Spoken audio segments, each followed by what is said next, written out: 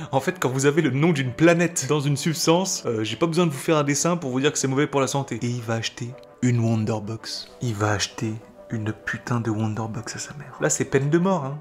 Là, c'est peine de mort, je vous le dis tout de suite. Si vous gagnez plus de 2091 nets par mois, vous faites partie des 50% des plus riches de France. Bienvenue dans Première Consultation, le podcast préféré des professionnels de la santé et des patients. Je m'appelle Anthony Perdry, je suis docteur en pharmacie, je crée des vidéos depuis 2016 sous le nom de Douzerie. Mes vidéos ont permis à des milliers d'étudiants d'être guidés dans leurs études et dans leur choix de carrière. Dans ce podcast, nous parlerons de pharmacie, santé et bien-être en général. Ce podcast sera composé de plusieurs rubriques qui reprendront le déroulé d'une consultation. Si vous êtes satisfait de votre première consultation avec votre docteur préféré, mettez 5 étoiles au podcast et visitez mon compte Instagram. Sortez votre carte vitale, bienvenue dans votre première consultation. Salut à tous les amis et bienvenue dans le podcast Première Consultation. Première Consultation, le podcast préféré des patients et des professionnels de santé.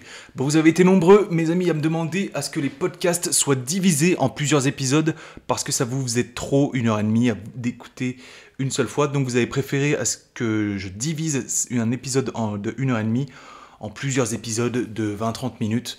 Donc je vais réévaluer ce format et découper ça en fonction des rubriques dont vous avez l'habitude dans le podcast. Donc ce premier épisode de l'épisode numéro 7 sera consacré aux deux premières rubriques, donc à la semaine de douzerie et à la rubrique anamnèse, la rubrique expérience personnelle, dans laquelle on parlera cette semaine de mon rapport à l'argent. Et donc écoutez, c'est parti, pas de sommaire, écoutez, vous découvrirez le sommaire au fur et à mesure des divisions de cet épisode numéro 7.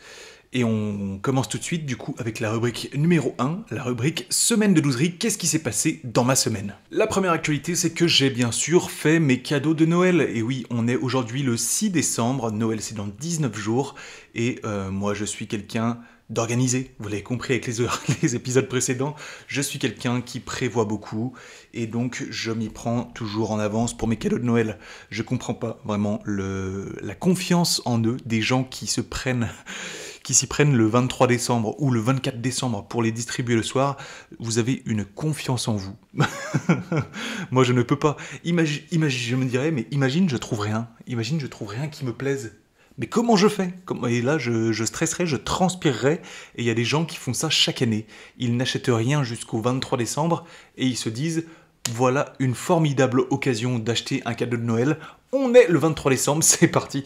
Je ne fonctionne pas comme ça, moi je préfère m'organiser auparavant. Et donc là, le 6 décembre, j'ai acheté tous mes cadeaux de Noël. Donc bien sûr, je ne vous dirai pas de quoi il s'agit, puisque j'ai de la famille qui écoute le podcast. Et vous savez, on a fait un Père Noël surprise. Et ces personnes sont directement concernées, donc je ne vais pas les spoiler avant, avant la découverte des cadeaux. Et vous, est-ce que vous êtes plus team je prends de l'avance comme moi, ou est-ce que vous êtes plus team dans la merde le 23 décembre? Je suis en train de me dire, il y en a forcément un parmi vous. On va être le 23 décembre, et il va se dire, mince, j'ai encore rien acheté à ma mère. Et il va aller à Cultura, vous savez, ces magasins là en zone urbaine, en zone périphérique du centre-ville. Il va aller à Cultura ou à je sais pas quoi là, à la Fnac, et il va acheter une Wonderbox. Il va acheter une putain de Wonderbox à sa mère. Mais quel est le respect que tu attribues à ta mère, allons? Tu vas lui acheter une boîte Sephora. Tu vas lui acheter un chèque cadeau Amazon pendant que tu y es. Achète-lui des V-Bucks à ta mère. Achète-lui des V-Bucks, voilà, pour aller sur Fortnite. Quel est le respect que vous renvoyez aux gens quand vous leur achetez des cadeaux comme ça? Une Wonderbox, une box décibée, là. Putain, mais non, mais ça, c'est les gens qui font ça, mais là, c'est peine de mort, hein. Là, c'est peine de mort, je vous le dis tout de suite. Je crois que c'est la boîte Sephora, c'est tout simplement l'attribut qui te permet de dire « je ne t'aime pas ». Voilà, c'est la définition du cadeau empoisonné, en fait. C'est le cadeau qui permet de dire « je pense que nous pouvons mettre fin à notre relation, tout simplement parce que je ne te connais pas assez ». Pour t'offrir un cadeau plus digne de cet événement qu'est Noël, je me suis dit que tu valais simplement un cadeau Wonderbox. Voilà, je me suis dit que tu ne valais guère mieux que ce cadeau-là. Bah oui les amis, parce que le cadeau Wonderbox, c'est le cadeau quand t'as pas d'idée. Et moi, je vous demande de faire des cadeaux, de réfléchir pendant, en fait, toute l'année. Il y a des gens qui vont me dire « Ah, moi j'aimerais bien avoir ça. Putain, qu'est-ce que je kifferais avoir un t-shirt machin. Ah, j'aimerais bien... nanana. Eh bah, tu prends des notes. Je sais pas si t'aides un pote à toi pour un déménagement et malheureusement il a pas de visseuse pour monter ses meubles. Et bah à Noël, je te garantis que ça lui ferait un énorme plaisir d'avoir une visseuse. Le problème c'est que vous n'écoutez pas les gens qui vous font des énormes appels de phare. Ils vous font des... Je sais pas, vous rencontrez votre pote, vous voyez que sa coque de téléphone est éclatée. Bah, vous lui achetez une coque de téléphone, vous en avez pour 8,30 €. C'est beaucoup moins cher qu'une Wonderbox et je vous garantis que ça lui fera beaucoup plus plaisir. Le problème, c'est que vous n'écoutez pas vos amis, votre famille, quand ils vous parlent. Il y a des signaux en permanence de ce qui leur ferait plaisir et vous ne les écoutez pas, tout simplement. Voilà, donc c'était la petite introduction pour vous dire de ne surtout pas acheter de Wonderbox et de box Sephora, tous ces cadeaux là que tout le monde fait. Vous savez, la box Nocibé où il y a un gel douche, un shampoing et un petit parfum de naze. Vous allez forcément l'acheter. Et ça ne fera évidemment pas plaisir à la personne qui le reçoit, parce qu'il y a 70 autres personnes qui auraient pu lui faire ce cadeau. Soyez une personne qui se démarque dans ces cadeaux. Soyez la personne qui... Ah oui, je me souviens, cet objet, c'est un tel qui me l'a offert. Ah oui, ben, là, il m'a vraiment fait plaisir ce jour-là. Vous ne vous démarquez pas avec vos cadeaux, vous ne faites pas réellement plaisir aux gens, et il y a peu d'occasions dans l'année de faire plaisir aux gens. Il y a l'anniversaire, il y a Noël, il y a quoi? Il y a peu d'occasions, vraiment. Et là, c'est l'occasion de faire plaisir aux gens. Alors faites-leur des vrais cadeaux. Je ne vous demande pas de dépenser des 100 et des 1000. Regardez, je vous ai donné deux exemples. Une visseuse et une coque de téléphone. La visseuse, je sais pas vous, la moins chère, elle doit être à 30 €. Et la coque de téléphone, la moins chère, elle doit être à 5 €. C'est, dans les deux cas, beaucoup moins cher que la truc Sephora et que la Wonderbox. Et pourtant, ça fera beaucoup, beaucoup plus plaisir, je vous le garantis, que les cadeaux mainstream. Voilà les amis, faites des vrais cadeaux. C'était la première news de la semaine. La deuxième news, c'était, eh bien on est en décembre les amis, ça fait 12 mois que vous avez pris vos résolutions pour l'année 2023. Vous vous souvenez, après votre cuite du 1er janvier, du 31 décembre 2022, hein, quand vous êtes levé le 1er janvier avec la gueule de bois, vous vous êtes dit « Allez, cette année, je me remets au sport. Allez, cette année, j'arrête de fumer. Allez, cette année, XY. » Où en êtes-vous? Où en êtes-vous, les amis? On est 12 mois après. Est-ce que vous avez tenu vos résolutions? J'espère que oui, j'espère que oui. Et si c'est pas le cas, eh ben vous les reprenez le 31 au soir ce mois-ci. Et vous avez intérêt à vous y tenir pendant l'année 2024. Ne vous décevez plus, vous envoyez des signaux de défaite en permanence. Soyez honnête avec vous-même. Envoyez-vous des signaux de victoire. Hein. Si vous voulez réussir votre vie dans un cercle plus large, commencez par le cercle le plus petit, vous-même. Soyez honnête avec vous-même. Engagez-vous dans de réels challenges. Dites-vous que si vous vous engagez dans un process, accomplissez-le jusqu'au bout. Faites les choses jusqu'au bout. Une fois que vous avez conquis ce premier cercle, faites-le au niveau de votre famille. Quand vous vous engagez auprès de votre mère, de votre frère, etc., eh bien, accomplissez votre engagement.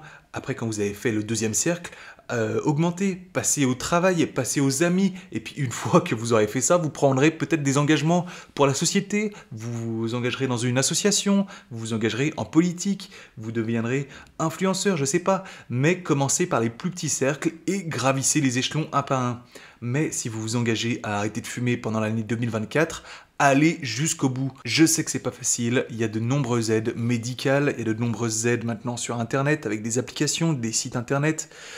Faites-vous entourer, mais arrêtez absolument cette merde qui est la putain de cigarette. Je ne sais pas comment vous dire. Tout le monde vous dit d'arrêter et vous ne voulez écouter personne. Bon, il suffit de regarder la composition d'une cigarette, hein, quand vous voyez qu'il y a du mercure, du plomb, du monoxyde de carbone.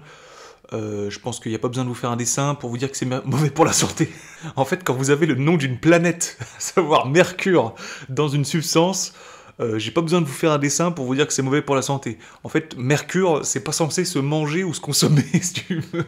Là, je parle que de la cigarette, mais il y a plein d'autres résolutions qui sont prises en général. Je sais pas, se remettre au sport, mieux manger, plus voir ses parents. Tenez-vous à cette résolution jusqu'au bout, les amis, faites de votre mieux. Je sais que c'est pas évident, il y a parfois des empêchements.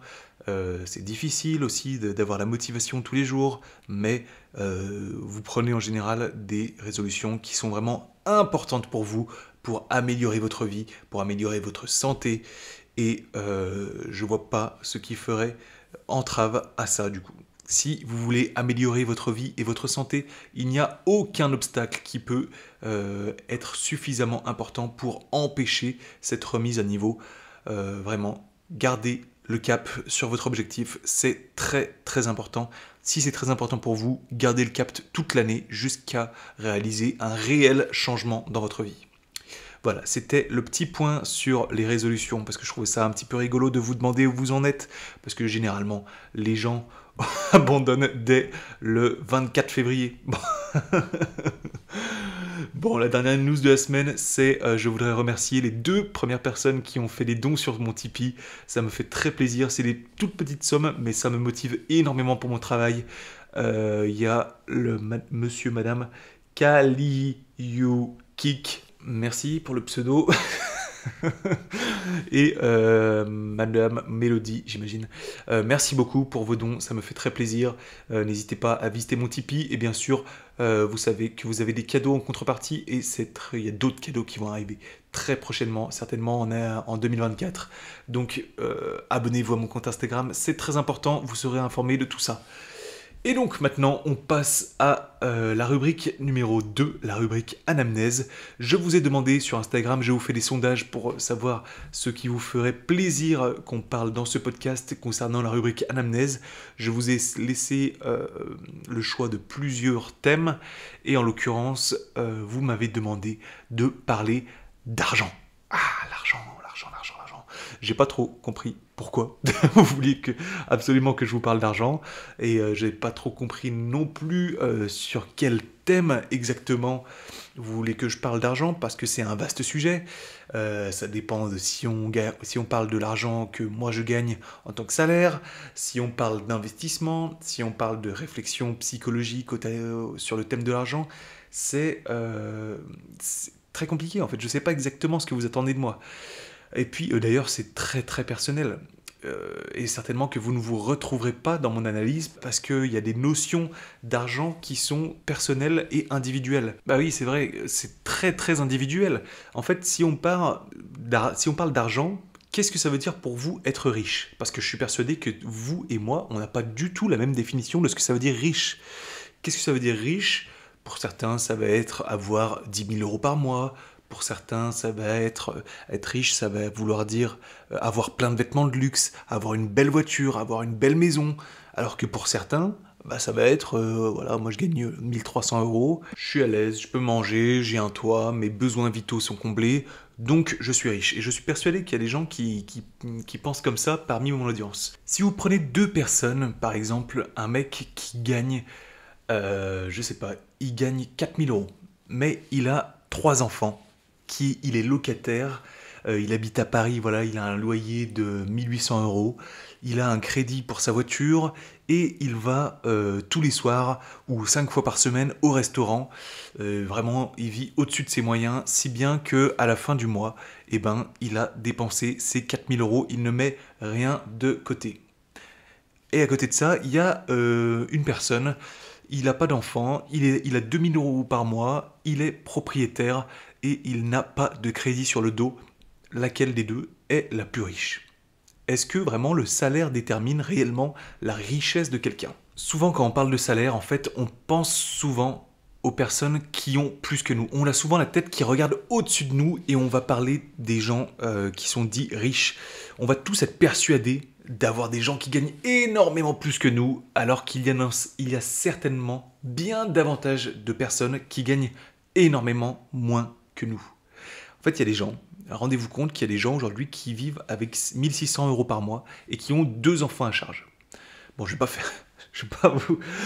pas vous faire un discours communiste, mais c'est juste pour vous remettre un peu les choses dans le contexte. En 2022, petite stat, le salaire médian, c'est 2091 euros net par mois. Si vous gagnez plus de 2091 net par mois, vous faites partie des 50% des plus riches de France. Factuel, c'est un chiffre. Si vous gagnez plus de 2500 euros par mois net, vous faites partie des 32% les plus riches. Et si c'est plus de 3000, dans les 20%. Et je pense que, vu que je m'adresse à une audience de pharmaciens, de médecins, etc., ça regroupe évidemment énormément de mon audience. Donc plus de 3000 euros par mois, vous faites partie des 20% des plus riches de France. Ou alors des personnes qui ont le plus gros salaire, puisque comme on l'a vu, la richesse, c'est pas exactement la même chose que le gros salaire. Bon, moi je vous le dis, je gagne pas des 1000 et des 100, mais je pourrais vivre aujourd'hui avec toute ma vie, avec le salaire que j'ai. Je veux dire, je manque de rien, j'ai acheté un appartement, j'ai acheté une voiture, j'ai pas faim, je pars en vacances, je fais des restaurants autant que je veux, et presque toutes les semaines, j'ai vraiment tout ce dont j'ai besoin.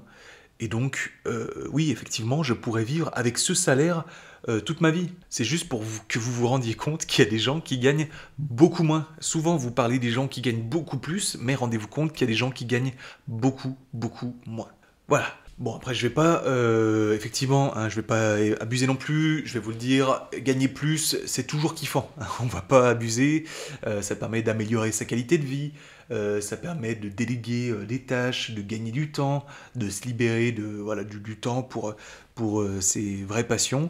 C'est-à-dire que par exemple, vous commencez à gagner un peu d'argent, et vous allez employer une femme de ménage, quelqu'un qui va vous faire votre repassage, vous allez aller au restaurant, vous allez, je sais pas, embaucher quelqu'un qui va vous faire la gestion de votre patrimoine, parce que ça vous emmerde de le faire, et donc vous vous libérez du temps.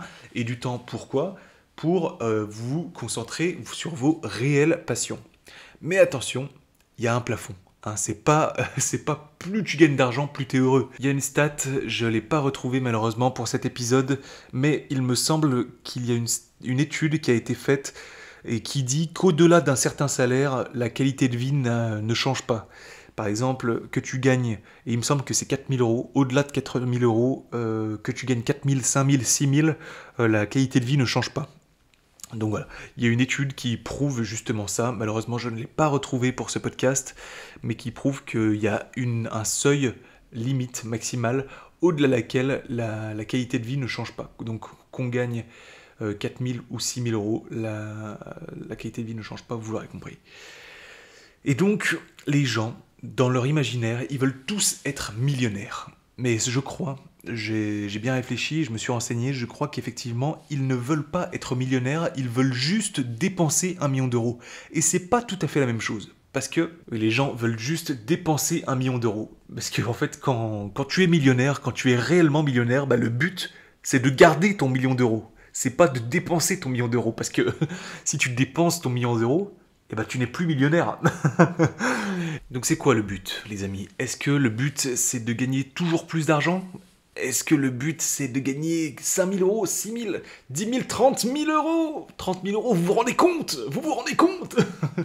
Rassurez-vous, il y aura toujours un collègue qui gagnera plus que vous. Il y aura toujours un patron qui aura un meilleur salaire. Il y aura toujours une personne qui aura une plus belle voiture, une plus belle maison. Et au-delà de tout ça, il y aura toujours Bernard Arnault et Elon Musk qui auront plus que vous. Arrêtez tout de suite cette course à l'argent. Arrêtez tout de suite cette course au salaire. Ça n'a aucun sens et vous n'y arriverez jamais. Qu'est-ce que vous recherchez ? Vous recherchez de l'attention ? Vous recherchez l'amitié ? Pourquoi vous recherchez autant d'argent ? Qu'est-ce que vous allez en faire ?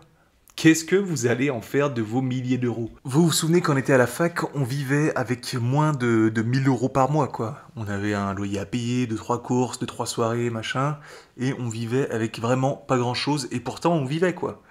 Après, on s'est dit, putain, quand j'aurai un métier et que je gagnerai 2 ou 3 fois plus, waouh, tout ce que je vais pouvoir faire, je vais pouvoir m'acheter des trucs, je vais pouvoir louer un appartement beaucoup plus joli, beaucoup mieux situé, je vais pouvoir m'acheter des vêtements, je vais pouvoir aller dans des beaux restaurants, je vais pouvoir machin. Et puis là, du coup, maintenant vous êtes diplômé, vous avez un emploi, vous avez un meilleur salaire. Et puis quoi ? Vous êtes en train de vous dire, waouh, quand je serai manager, j'aurai 3 fois plus, et du coup, je pourrai avoir de meilleurs habits, un meilleur appartement, je pourrai faire des meilleurs restaurants. Et puis quand vous serez manager, ouah, quand j'aurai 1000 euros de plus, je pourrai avoir des meilleurs habits, des meilleurs restaurants. Ça n'a aucune fin. Ça n'a jamais de fin, les amis. Donc arrêtez tout de suite. Contentez-vous de ce que vous avez aujourd'hui. Élaborez des réels plans pour l'avenir. Concentrez-vous sur ce qui a réellement de l'importance, les amis. Élaborez le salaire dont vous avez réellement besoin. Et puis après, une fois que vous avez atteint ce salaire qui vous paraît confortable pour mener la vie dont vous avez vraiment envie de vivre, eh bien, concentrez-vous sur des choses qui sont vraiment importantes. C'est-à-dire l'amour, la santé, la famille, l'amitié, votre réputation, votre bonheur. C'est ça, le but de la vie, c'est trouver une femme, fonder un foyer, la retrouver le soir pour manger, voir ses enfants grandir, c'est ça le but. En fait, vous jalousez des situations qui ne sont absolument pas enviables. Vous jalousez le mec qui gagne 1000 € de plus que vous, mais qu'est-ce que vous connaissez de sa situation réellement? Et ça se trouve, il travaille 13 heures par jour, 15 heures par jour, et du coup, il ne voit jamais ses enfants grandir. Et dans 10 ans, qu'est-ce qu'il pensera? Ah bah mince, si j'avais su, j'aurais préféré gagner 1000 € demain. Et puis j'aurais profité de mon enfant, j'aurais pu aller le voir au foot, j'aurais pu l'emmener à ses cours de tennis, j'aurais pu XY. Et, ce mec passe pas de temps avec sa femme, et donc dans 6 mois, elle va demander le divorce parce qu'elle en a marre de le voir tout le temps travailler. Ce mec, il n'a pas de passion, du coup il est obèse, parce qu'il ne fait pas de sport. Ce mec, il fait rien d'autre de sa vie que travailler, donc certes, il a un gros salaire, mais est-ce qu'il est plus heureux pour autant? C'est pour ça que je vous demande de vous concentrer sur des choses qui sont réellement pertinentes et réellement intéressantes. Mais après, chacun fait comme il veut. Moi, personnellement, j'ai choisi de toujours prioriser la vie personnelle à la vie professionnelle. Parce que pour moi, c'est ça réellement la source du bonheur. Après, j'ai envie de vous dire, si votre réel bonheur, c'est avoir plein de zéros sur votre compte en banque, eh bien, soit, faites comme vous voulez. Hein. Pour moi, être riche, ça veut dire quoi? C'est ce que vous attendiez dans la réponse Instagram, c'est ça que vous vouliez? Si vous attendiez d'avoir mon salaire, malheureusement, vous l'avez déjà vu dans une vidéo. Hein. Je vous renvoie à la vidéo sur l'industrie pharmaceutique, où je vous parle pas de mon salaire, mais des salaires qu'on vous proposera en industrie pharmaceutique. Donc allez voir cette vidéo si vous voulez connaître les salaires qu'on touche en industrie. Pour moi, être riche, ça veut dire quoi? Pour moi, être riche, c'est tout simplement atteindre la sérénité qui ne fait plus avoir peur du lendemain. Ça veut dire tout simplement qu'on ne dépend plus de personne. Si demain on nous coupe les vivres, eh ben on est serein pour survivre pendant au moins quelques mois. On ne dépend pas, par exemple pour moi, la sérénité, c'est que je ne vais pas dépendre d'un propriétaire pour avoir un toit. C'est-à-dire que je vais être propriétaire. Ça veut dire que je ne vais pas dépendre d'un banquier pour avoir un crédit. Je vais me débrouiller pour avoir de l'argent. Ça veut dire que je ne vais pas dépendre d'un patron pour avoir un emploi. Bah ouais, je vais me débrouiller pour être mon propre patron. Et pour moi, être riche, c'est surtout se libérer du temps. Voilà. Être riche, c'est avoir du temps pour se concentrer sur des choses qui me passionnent réellement. Moi, du coup, je me passionne pour la création de podcasts, de vidéos, etc. Et du coup, je me libère du temps pour ça. Au-delà de ça, je me libère du temps pour voir ma famille, plus tard, je me libérerai du temps pour m'occuper de mes enfants, pour faire du sport, pour l'entrepreneuriat, comme je disais juste avant. Voilà, c'est ça être riche pour moi. C'est vraiment avoir du temps, avoir de l'indépendance vis-à-vis de tout le monde.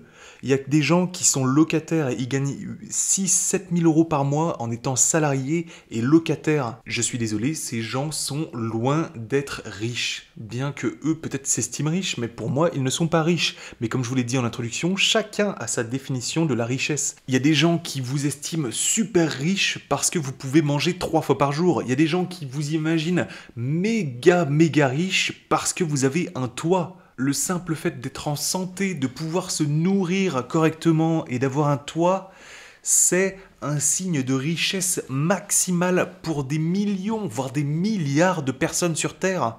Et là, vous êtes en train de me parler de 5 000, 6 000 €, alors que vous dormez tous les soirs dans un lit, avec une couette et un matelas. Et que vous êtes enfilé 3 raclettes dans la semaine, et là, vous êtes en train de me parler de...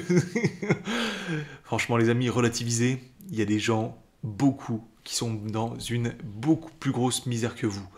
Donc voilà, et vous rappelez-vous aussi que la richesse, c'est le sens du partage, le sens du don, le sens de la générosité. C'est savoir aussi être généreux, c'est savoir donner aux gens qui sont dans une plus grosse misère que soi. Parce que il n'y a pas de plus grand plaisir à donner, les amis. C'est vraiment une des leçons que je vous ai faites dans le 2e podcast, il me semble. Donner, c'est une des choses qui vous rendra le plus heureux au monde. Parce que quand on donne, on le fait en fait surtout pour soi, on le fait pour faire kiffer les autres. C'est un peu vicieux et très égoïste comme façon de penser, mais le don, c'est avant tout pour soi, avant de le faire pour les autres. Souvenez-vous de ça, et donnez, vous verrez le bienfait que ça vous fait à vous-même. Voilà, les amis, tout ce que je peux vous dire sur la richesse. J'espère que cette petite analyse vous aura plu. Je suis loin d'être un intellectuel, un psychologue ou un je ne sais quoi. Non, mais j'espère que mes petites analyses de comptoir, de bar, vous plaisent quand même et que vous prenez plaisir à m'écouter.